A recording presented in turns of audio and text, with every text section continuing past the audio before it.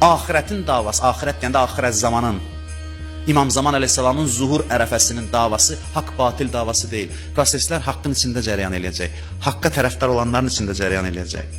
İndi haqq xalis deyil. Hələ hər yoldan keçən, hər naxalis adam, hər çirkin adam özünü haqqa aid eləyə bilir. Deyir, mən dindaram. Mən İmam Hüseyin aşiqiyəm. Bunu deyə bilir hələ. Bunu deyə bilirsə deməli hələ haqq arınmayıb, təmizlənməyib.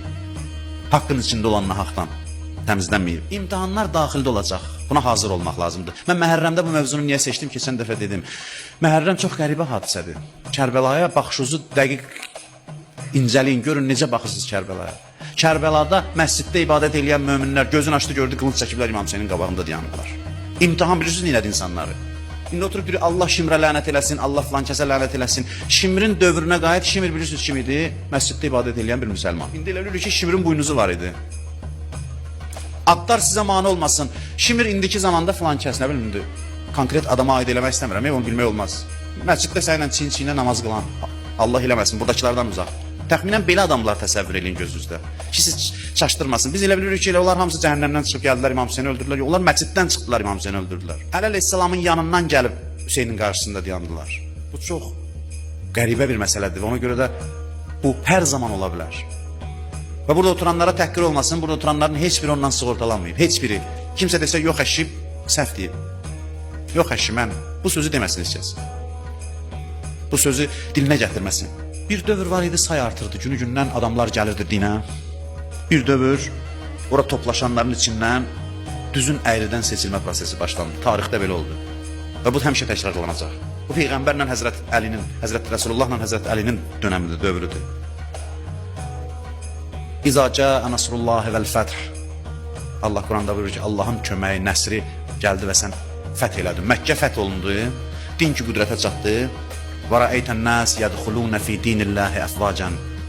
Görürsən ki, cəmaat dəstə-dəstə dinə daxil olur. Bir təfsirçi var, Səfai, çox onun kitablarından bəhrələnmişəm mən. O təfsirdə yazır ki, fikir verin nə deyir?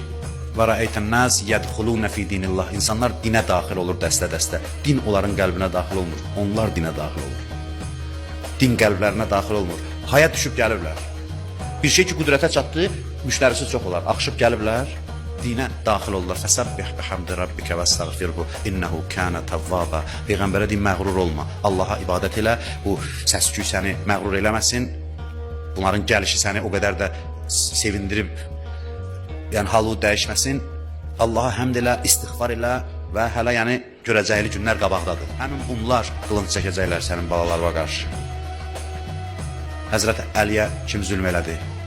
Kənardan gəldilər, yox, müsəlman cəmiyyətinin içindən çıxdı. Bunlar sizə nədən xəbər verir? Az şeydən xəbər verir.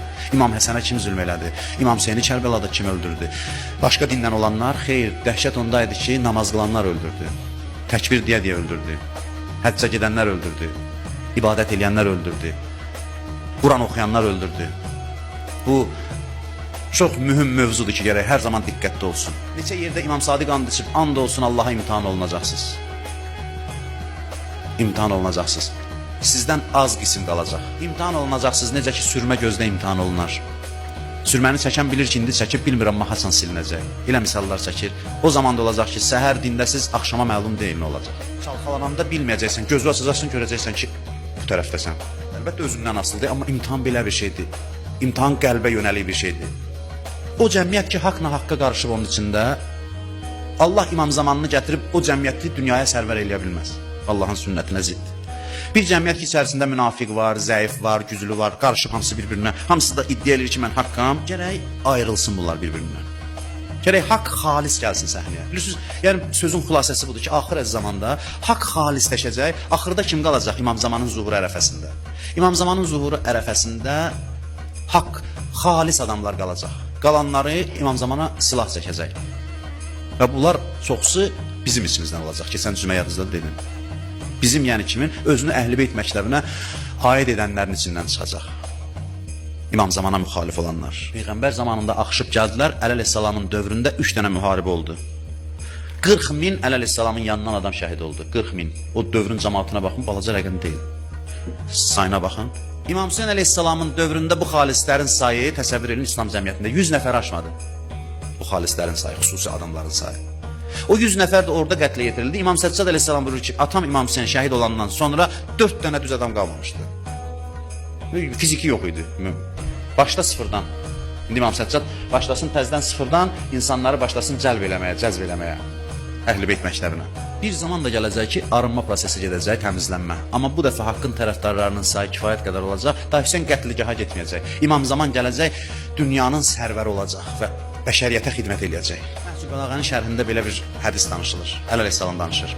Buyurur ki, Peyğəmbərin yanında oturmuşduq. Fəzəkkərnə Dəccal, Dəccalı yad elədik.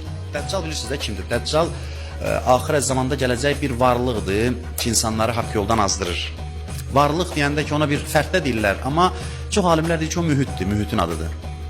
Yəni elə bir zaman gələcək ki, zaman özü xüsusiyyətləri budur ki, o Dəccal olacaq. Haqqın nahaqqa haqq göstərəcək. İkinci dünyada görürsünüz, haqqın nahaqqa haqq göstərirlər. Əleyhissalam deyir ki, biz bu barədə danışarkən Peyğəmbər istirahət edirdi. Birdən durdu ayağa, oturdu, ayaq üstə dayandı. Üzü qızarmış halda dayandı. Yəni üzü qızardı Peyğəmbərin. Hansı adamın üzü qızardı? Ələm nəşrəh ləkə sədrək. Biz sənin qəlbini genişləndirmədiyimi, hər hadisə onu özündən çıxartmaz. Bu adamın üzü qızaran halda durdu ayağa. Buyurdu ki, "Qeyrud Dəccal əxfəfu indi aleykum minəd Dəccal."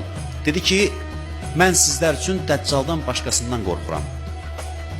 Dəccaldan niyə danışırsınız? Mənim qorxum başqa şeydəndir sizin üçün. Nə? Kimlərdən qorxursunuz? Qorxursunuz, yəni sizin üçün qorxuram. Əimmətü muzillunəhum ruəsau əhlil bidah. Deyir, zəlalət imamlarından qorxuram ki, haqqın içində bidət yaradırlar. Sizin üçün dini təbliğ edənlərdən qorxuram ki, din adı ilə başqa şey təbliğ edirlər. Onlardan qorxuram. Onların vurduğu ziyan Dəccaldan çoxdur. Niyə Dəccaldan danışırsınız? Sizi azdıranlardan qorxuram. Onlar bidət əhlidirlər. Onlar haqq din adı ilə başqa din təbliğ edirlər. Onlar batili haqqa qarışdırıb sizə təqdim edirlər. Əleyhissalamın sözüdür. Buyurur ki, "Va'lamu la ta'rifur rushd hatta ta'rifullazi tarakah." Buyurur ki, bilin, siz hidayəti tanımayacaqsınız. O vaxta qədər ki, hidayətdən çıxanları tanıyasınız. Hidayətdən çıxanları tanımayana qədər hidayəti tanımayacaqsınız. Kimlər haqq yoldan çıxır və nə səbəbə çıxır? Və bu barədə danışacaq gələn cümədən. Ki, bilək ki, biz də onlardanıqsa indidən tədbir görək.